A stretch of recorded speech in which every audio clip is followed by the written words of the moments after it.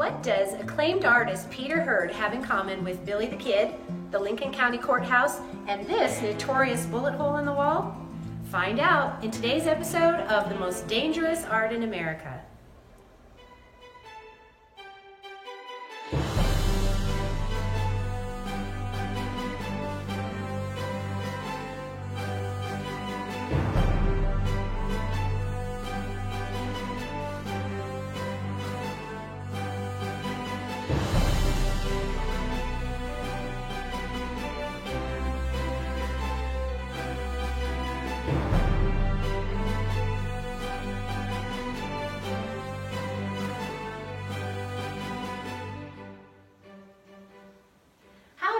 My name is Tiffany Owen and I'm the Instructional Coordinator for Lincoln and Fort Stanton Historic Sites.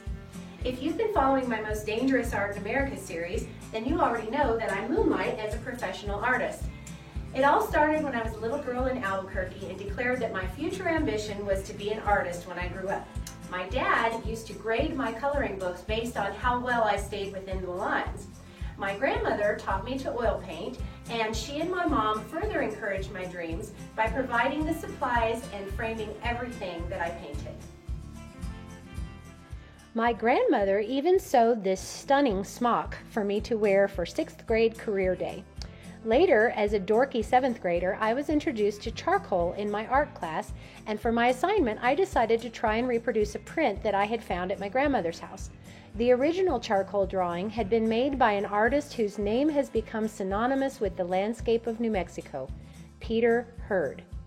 I would later learn that downtown, across from the old movie theater in my hometown of Alamogordo, there was a fresco painted by Peter Hurd as part of his work with the Works Progress Administration. In the 1930s, WPA artists like Peter Hurd were given the task of creating public art and murals.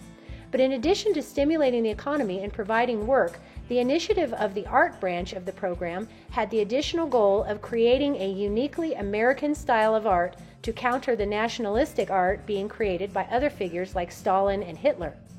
These artists created iconic works that captured a historic moment in the American experience. In these murals, Peter wove together the history and traditions of his native New Mexico with the unique struggles of life during the Depression, as well as survival in the barren desert Southwest. Here at Lincoln Historic Site, we have two examples of Peter Hurd's work. One is this section of a charcoal study for a mural at the New Mexico Military Institute in Roswell. Sadly, a fire destroyed the mural, so we're fortunate to have this representation of a portion of it. Another example of Peter's work actually has a connection to the Lincoln County War, although it's a part of the history that often gets overlooked. Approximately 18 miles from Lincoln, in the village of Picacho, the Robert Casey family operated a ranch and grist mill on the Rio Hondo. Like John Tunstall, Robert Casey was eliminated, with the Murphy-Dolan faction most likely behind the crime. Peter Hurd's painting, entitled The Bonfire, was painted at the former Casey Ranch in Picacho.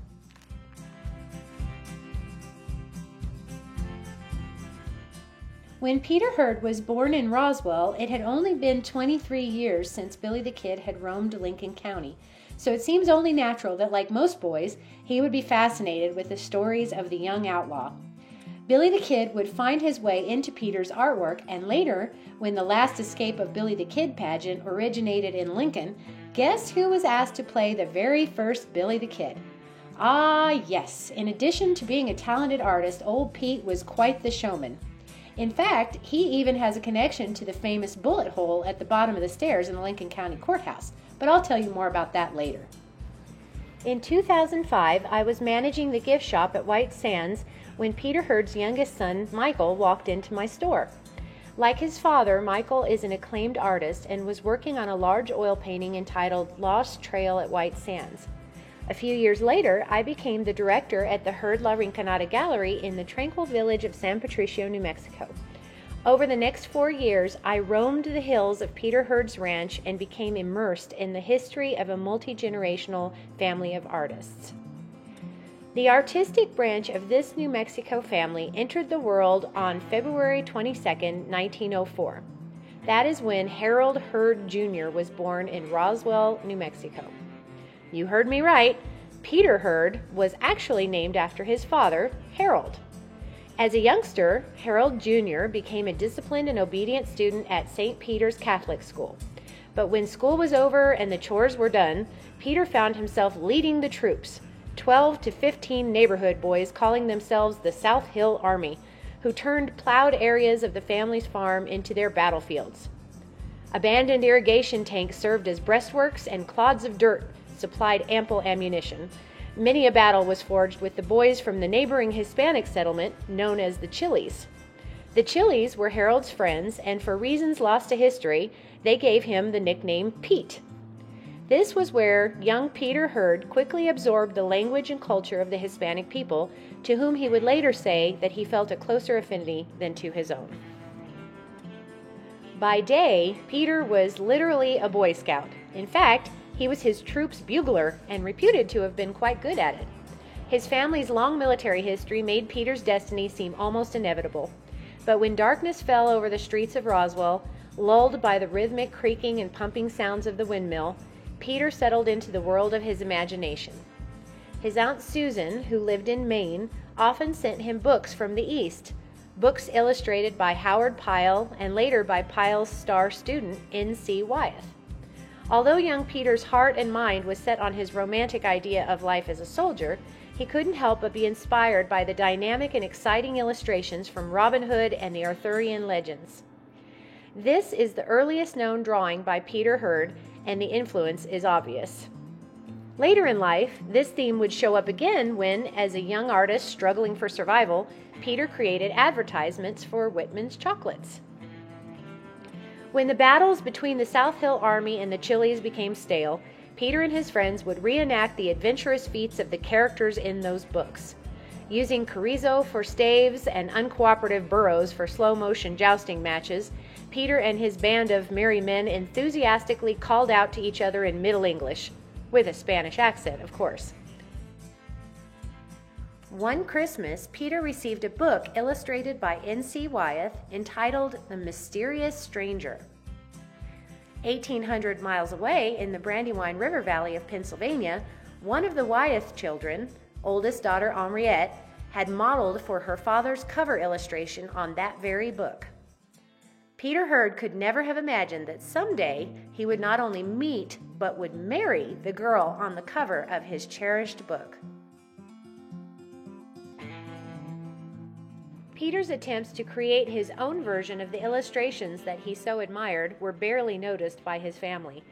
Peter's father had little feeling or knowledge of painting and lumped all artists together as a group of dreamers, bohemian parasites who were to be avoided since they played no useful part in the development of our country. Peter's doodles and watercolors drew little attention. After all, his future was predestined by his family's long military history. The Hurds traced their history to the Mayflower, and from those early beginnings, there had been a participant from the Hurd family in every war fought for America. Continuing that tradition, Peter entered the New Mexico Military Institute as a cadet in 1918.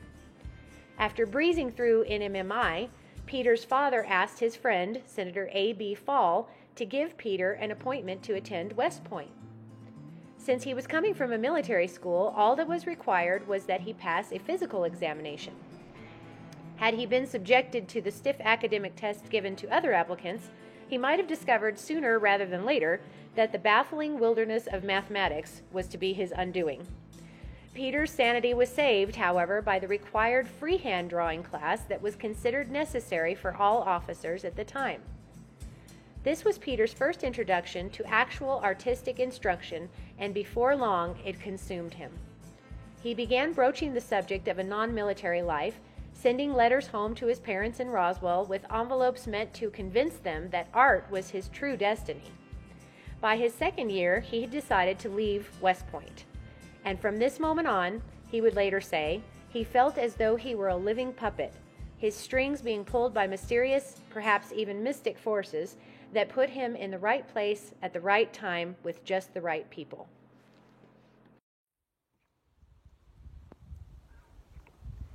And so it was, less than a year later, that he found himself on a train with a rolled canvas under his arm, headed for Chadds Ford, Pennsylvania, to meet the master, the artist that he admired more than any other.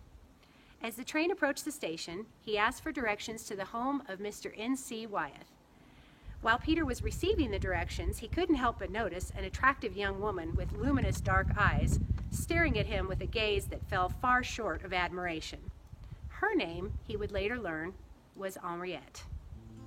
She was the eldest of N.C. Wyeth's 5 children and was already a serious art student, having painted since she was 7 years old and then having been trained in her father's studio since the age of 11.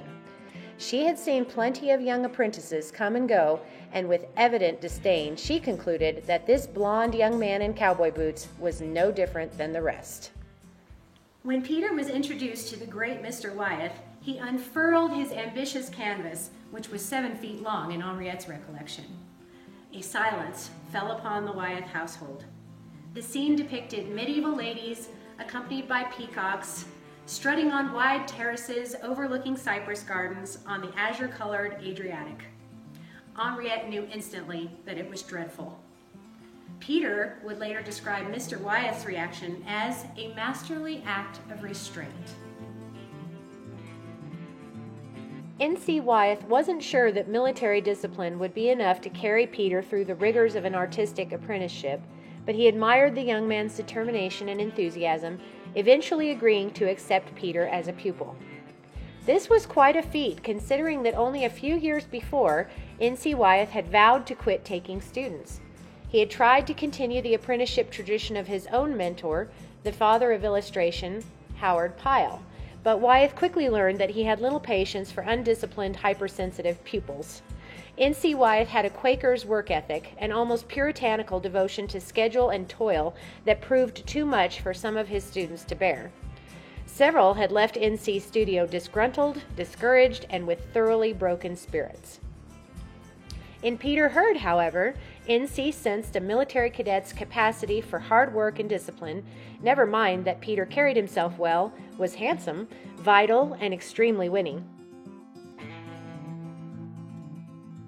No doubt, Peter's desire for an apprenticeship was helped by the fact that N.C. Wyeth himself had ventured to New Mexico the very year of Peter Hurd's birth to paint illustrations of the untamed West and its people. Surely the teacher and his students spent many hours before the fire reminiscing about the landscape, culture, and characters that N.C. had briefly experienced, but that were so familiar to Peter Hurd. It wasn't only N.C. who was taken with the confident young man. The Wyeth daughters couldn't help but fall in love. Peter definitely stood out in the rural Brandywine River Valley with his riding and roping, his high-heeled cowboy boots, and talent for music and singing Spanish songs. And yet, he could shed his Western persona and easily mingle with the creme de la creme of Wilmington society, in which Henriette had been reigning for years. He was fluent in several languages, including Spanish and French, had an insatiable appetite for reading everything: philosophy, science, literature, history, or poetry. He seemed to fit in anywhere, participating in fox hunts and English-style writing competitions, but able to wind down easily at the Wyeth's dinner table, where a spirit of revelry, gaiety, and humor would prevail. By the end of the year, Peter had begun his infusion into the Wyeth family, a world in which music, history, fun, fantasy, traditions, practical jokes, and especially art were all mingled into every aspect of life, where everyone loved being together and nourished each other in their pursuits. By the next fall, Peter and Henriette were attending classes together at the Pennsylvania Academy of Fine Arts, and finally, in 1929, they married, an event that Peter entitled in his unfinished autobiography as "The Theft of a Daughter." And for her honeymoon, Henriette's handsome cowboy brought her to what must have been a much different Ruidoso from the little tourist village that we know today. This was her introduction to the Southwest, and the grand adventure of it all had Henriette enchanted. When Peter expressed his desire that the newlyweds settle in New Mexico after he completed his apprenticeship with N.C., Henriette was thrilled. The decision of where Peter and Henriette would make their new home came down to 2 historic villages, San Patricio and Tularosa. Having grown up in New Mexico, it is likely that Peter's understanding of the importance of water led him to select San Patricio over Tularosa, as well as San Patricio's proximity to the Capitan Mountains, which he had been able to see from his boyhood home in Roswell. Later, the Capitans would show up in countless paintings, sometimes in places that they didn't belong, but they were a tried and true design element that often perfectly completed a composition. In May of 1934, Peter completed the first in the series of mural panels for New Mexico Military Institute, which allowed him to purchase a grand home for his high society Pennsylvania bride. It was an L-shaped adobe built in the 1850s by native New Mexican Hispanics who had settled the Hondo Valley. The village of San Patricio had been a favorite hideout of Billy the Kid and the Regulators, so the possibility that Billy might have actually had a meal or spent the night in this house during the Lincoln County War may have been a contributing factor to his choice in homes as well. As part of the deal, he also acquired a barn and water rights on his 40-acre ranch for a full $2,600. One of the 4 rooms was filled with apples from surrounding orchards. It had no running water, no plumbing, no heat, and probably no floors. It wasn't much to look at, but Peter could already imagine the possibilities. He wrote to his dear Bean, as he had come to call Henriette, describing their new abode and enclosing charming pen and ink sketches of the house. Henriette wrote back to her dear Petey, mirroring his enthusiasm for what would soon be their new life together. On her first visit, she found the cook passed out drunk and a rat pinned to the floor with a military saber. Perhaps this is why it was 11 years and 2 children later before Peter finally convinced Henriette to join him full-time in New Mexico. Whether she was hesitant to join him because of the strong pull of her close-knit family in Pennsylvania or the much too rustic conditions that awaited her in New Mexico, we may never know. But the marriage nevertheless endured, even with almost 2,000 miles between them, until Henriette finally agreed to move to New Mexico permanently. This was the beginning of a partnership of life and art that flourished until Peter's passing in 1984. The once humble homestead had been made livable for wife and children. With the help of friends and neighbors, Peter supervised and helped construct additional buildings in the compound, with first priority being a studio for himself so that he wouldn't have to paint in the kitchen, and then a studio for Henriette. To accommodate Peter's passion for reading and learning, a large library was added that would serve as a gallery and the family's winter living room. Just behind the family compound, a huge underground orangery was constructed to accommodate another of Peter's passions, horticulture. Peter maintained a jungle of tropical plants and flowers in his orangery, a wonderland of fountains and wandering turtles where Peter and Henriette would often have breakfast and entertain guests. Peter knew the scientific and Latin names of his carefully tended plants. He also kept a succulent garden and studied the native plants and trees of New Mexico. If you found yourself wandering the hills of the Hondo Valley with a headache, old Pete could tell you what to chew on to make the headache go away. And wandering the hills certainly was likely if you spent the day with Peter Hurd. As much as his schedule allowed, he tried to get up into the hills on horseback every afternoon to watercolor. In addition to watercolor, oil, charcoal, and other mediums, Peter learned and mastered the ancient technique of egg tempera, in which pigment is mixed with egg yolks as a binding agent. For Peter, the winning quality of this medium was the translucence he could achieve in his paintings, which best captured the unique brilliance of New Mexico's light, which Southwest artists have been attempting to recreate for generations. Peter would even harvest his own pigment from the canyons and arroyos in the Hondo Valley, literally putting the landscape into his landscapes. In the faces of his neighbors, he could see reflections of what these people had endured to live in this remote and untamed land. They were the descendants of the original native New Mexican homesteaders who settled the area and named their village Ruidoso. Yes, you heard me right. Originally, the village of San Patricio was called Ruidoso, and at that time, the village that we now know as Ruidoso was called Dowland's Mill. According to local legend, the name change occurred when one of the traveling preachers came through the valley on his circuit of the tiny Catholic churches that extend the length of the valley. It must have been a particularly rainy year, and the pastor observed that the lush green valley reminded him of his native Ireland. To honor their preacher, the people changed the village's name to honor his patron saint, St. Patrick, of course. The homesteaders in San Patricio were people of the land. They farmed, kept animals, and it turned out that the valley floor was blanketed with fertile soil in which orchards and vineyards flourished. The people supplied water for their orchards and crops by constructing acequias, which are hand-dug water diversion ditches that deliver water from the river to where it is needed. The days were full with the hard work of farming, ranching, and raising children, but the nights were just as full with music, bonfires, revivals, fiestas, and fandangos. And on weekends, there were polo games? It's true.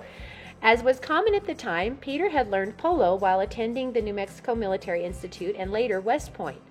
He brought the sport to San Patricio and taught his ranch hands and other villagers to play. His team, known as the San Patricio Rattlesnake Killers, would host tournaments in San Patricio. Nationally and even internationally recognized teams would come to the little village to compete. In the 1960s, Peter Hurd purchased a little structure known today as the Polo House, which was converted into a clubhouse for the players to grab a shower and have a tequila while reviewing the day's polo match. The house predates the Lincoln County War and was a saloon and dance hall at one time, so there's a very good chance that characters from the Lincoln County War and Fort Stanton stopped in for refreshment there as well. San Patricio had been a favorite hangout for Billy and the Regulators. They had many supporters and friends there. In fact, the village was ransacked in 1878 by a posse who were trying to round up Billy the Kid and his Regulators. And why wouldn't they look for the Kid in San Patricio? After all, one of his girlfriends lived in a house that still stands on Peter Hurd's ranch. In 1941, Life magazine came to New Mexico to report on the Lincoln County War, and guess who they chose to pose as Billy the Kid? Peter was a natural choice since they already knew him from his years as a wartime illustrator for Life magazine, not to mention that Peter had also played Billy in the very first Billy the Kid pageant in Lincoln. But playing Billy the Kid wasn't the only way that Peter Hurd left his mark on Lincoln's history. If you've been to the Lincoln County Courthouse, you will never forget the bullet hole in the wall at the bottom of the staircase where Billy shot Deputy James Bell. Here's your spoiler alert. In 2016, the Museum of New Mexico magazine, El Palacio, published a story that explained the truth about the notorious bullet hole. In this article, Lincoln Historic Site Manager Gary Cousins reveals that a letter had been received from Julie Davis Carey, the daughter of Caroline Davis, former manager of Lincoln in the mid-1900s. Julie explained that her parents were having dinner one night with the Hurds. The wall at the bottom of the stairs had recently been replastered, and Peter thought it looked inauthentic. At Peter's suggestion, Mr. Davis shot the wall, giving the courthouse what many would say is its most memorable feature. Sorry to burst your bubble, but the fact that the bullet hole was dreamed up by a Billy, even if not the Billy, is kind of an interesting story in itself, don't you think?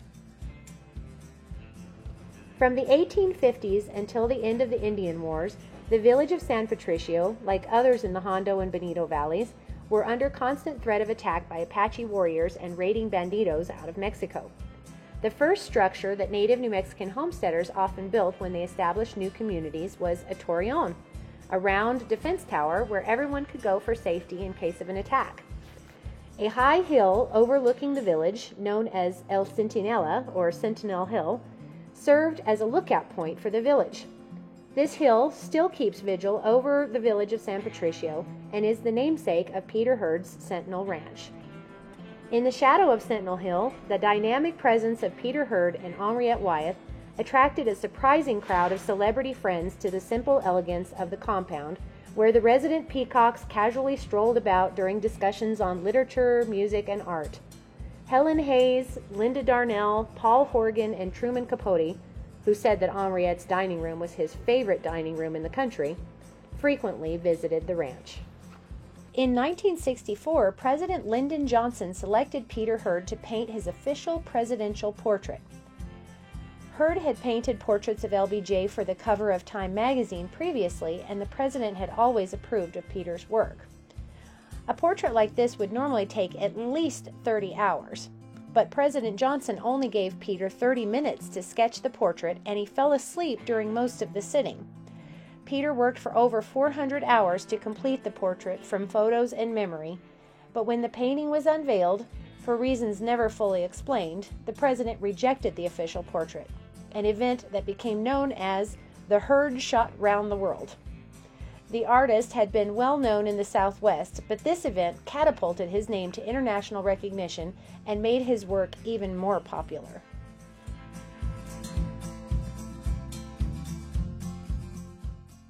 In 1986, 2 years after Peter Heard's death, his youngest son, Michael, built the Heard La Rinconada Gallery on the southeast corner of the polo field. On the walls of this territorial-style building, which Michael designed himself, hangs the history of a community and a family.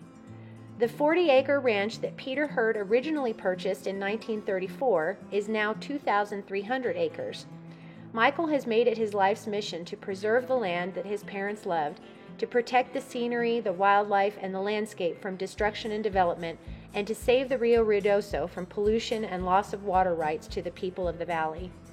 He has lovingly restored his parents' home, as well as other historic adobes scattered about the ranch, with the hope that visitors will find peace and inspiration here, just as his parents did. Guests who visit can browse the gallery, have a sip of wine, and stay in one of the 5 casitas, including Peter and Henriette's house, which has improved significantly from its very humble beginnings. Through their paintings, Peter and Henriette and their children and grandchildren have created lasting images that captured a moment in time, space, and history. The body of their work is incalculable since a catalog raisonné has never been compiled. More important, perhaps, is the visual record of a time and place in New Mexico's history that deserves to be immortalized for generations to come.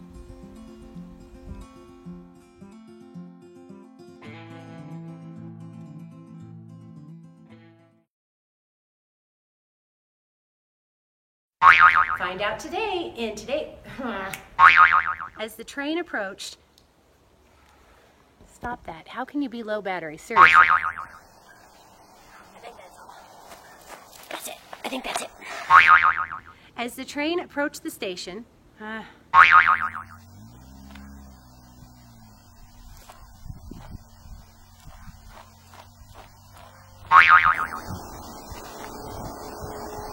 is up with that?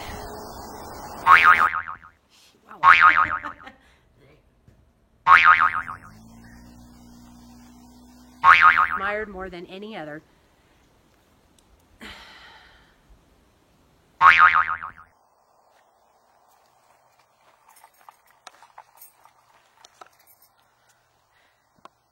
An interloper.